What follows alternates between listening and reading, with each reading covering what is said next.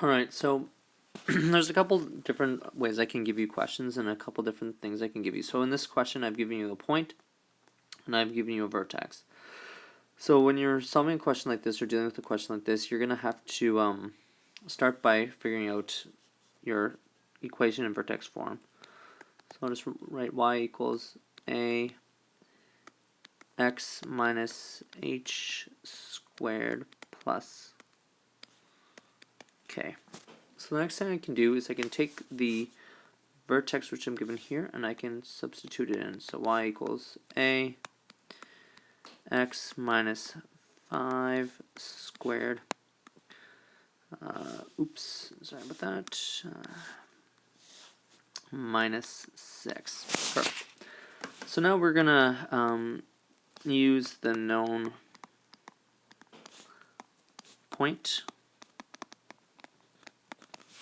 So our known point from above is 3 comma negative 18, and I'm going to substitute that in now. So I can write negative 18 is the y value equals a. The x value is 3.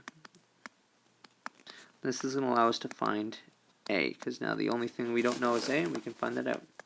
So first I'll work inside the brackets, and I know that 3 minus 5 is negative 2 squared.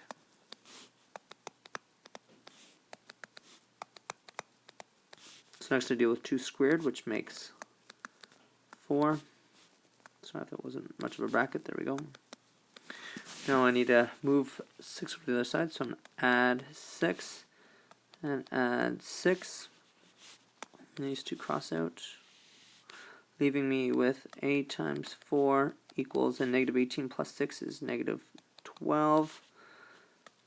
Finally I divide by 4 and divide by 4 to get, I'll just kind of move my work way up to the top, a equals negative 3. So I take this information and I develop my final equation. So y equals negative 3. I'm going to run out of room here. This will be tight fit. X minus 5 squared. Ooh, that's not much of a squared. There we go. Minus 6 on the edge of the... So I wrote that backwards, but there we go. Minus 6. So there's my final equation.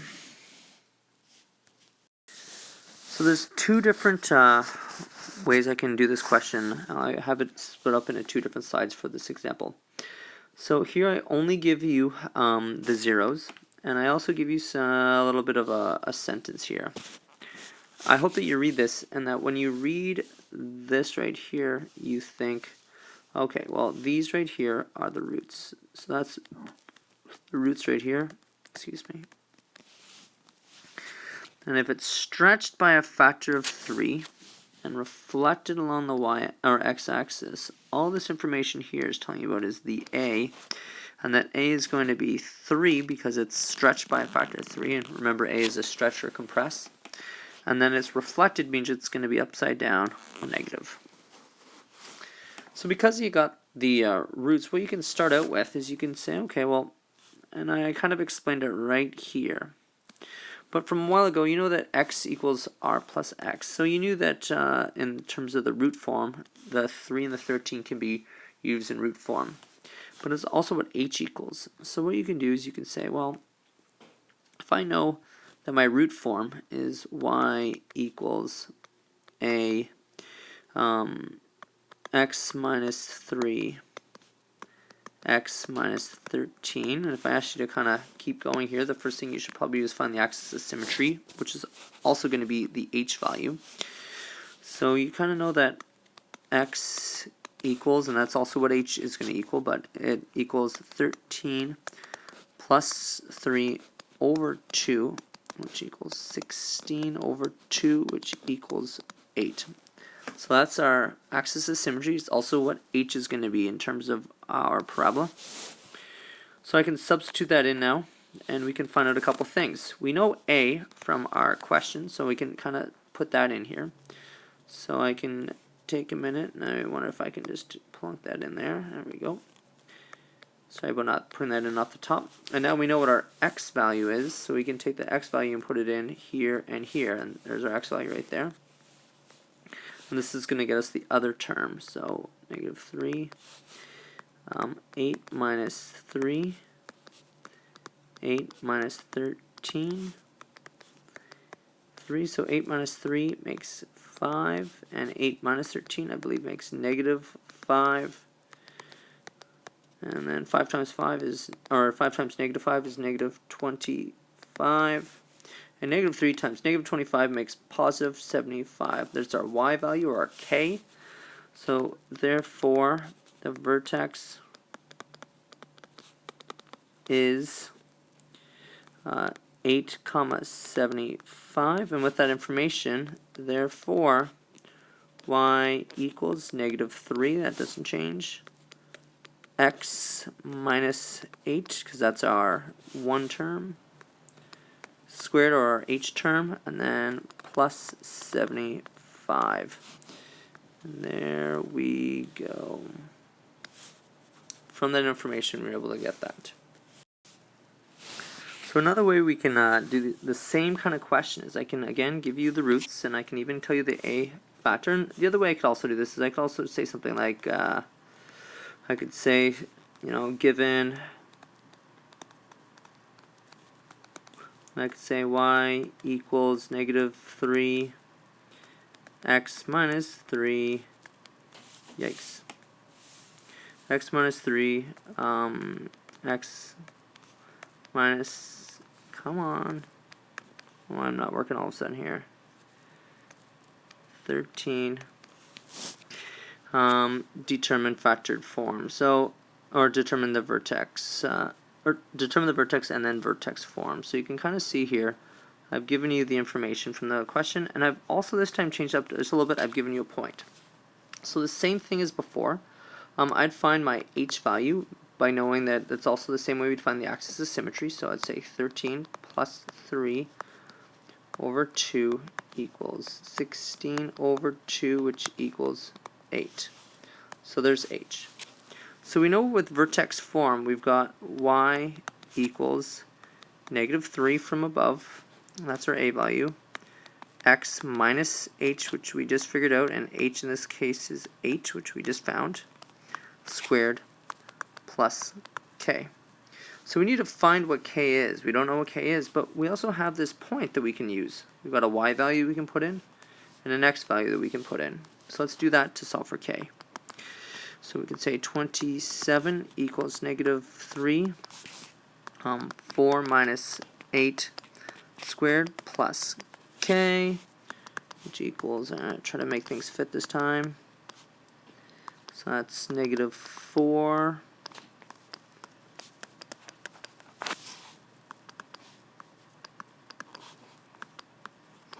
and negative 4 squared makes 16, I believe. And then negative 3 times 16, I believe, makes negative 48.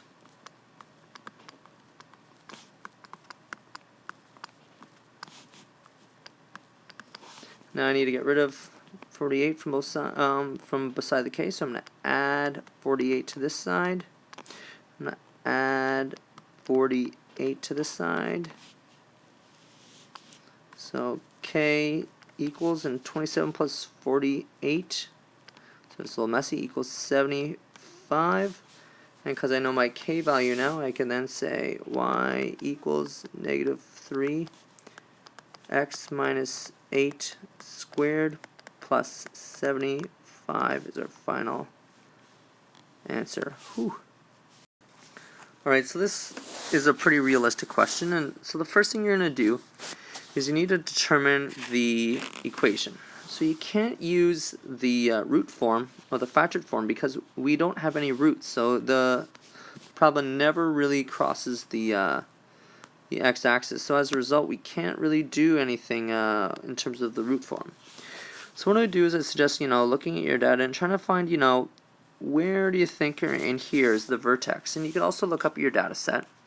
And in class, we tended to kind of agree that the minimum value or the lowest value was 80, and we kind of argued back and forth, and I kind of mentioned that, that point there doesn't really lie on You can see that dot doesn't really lie perfectly on that line. You might want to pick a different dot, but in class we used 80 and 8.5. So if we have vertex form, we know that y equals a x, and so I'll use the x value of 80, and so this is our speed here. And this is our gas consumed.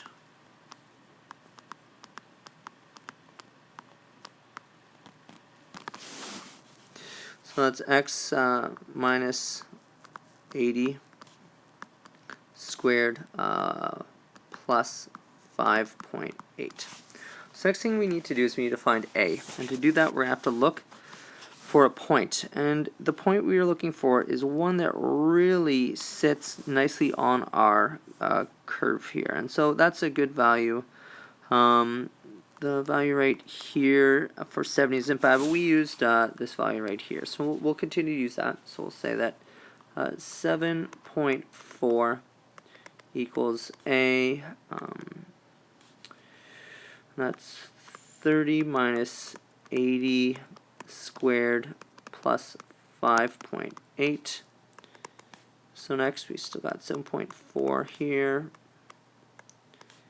30 minus 80, I believe, makes negative 50 plus 5.8. So now we need to isolate a. So let's move 5.8 over first. So I'll subtract it from one side and subtract it from over here. I don't have a lot of room there next to the margin.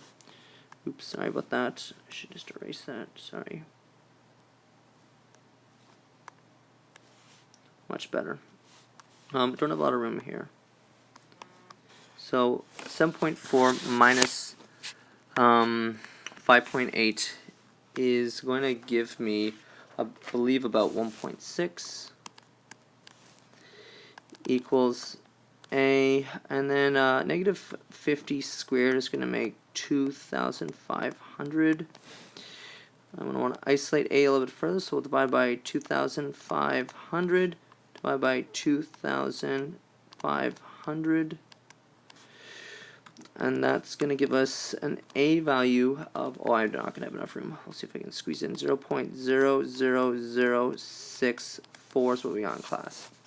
So now we're ready to state our equation, and y equals 0.00064 x minus 80 squared plus 5.8.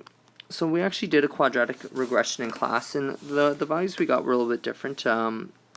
For example, I believe this was closer to 0.0009, and I believe this was closer to, our h value was closer to 75, and I can't recollect off the top of my head what our value was, but this is our equation for our curve of good fit.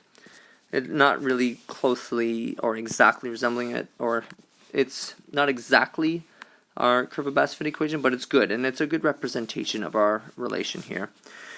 What is this graph telling you about the relationship between Mr. Smith's gas and usage? Well, at this zone right in here between 75 and 80, between 70 and 80 kilometers is kind of our best zone to be kind of driving. It's the most efficient use of gasoline, and much above that, then our usage starts to increase, and much below that, our rate increases as well. So for most efficiency, if he's highway driving, he should be driving really responsibly at between 70 and 80 kilometers per hour.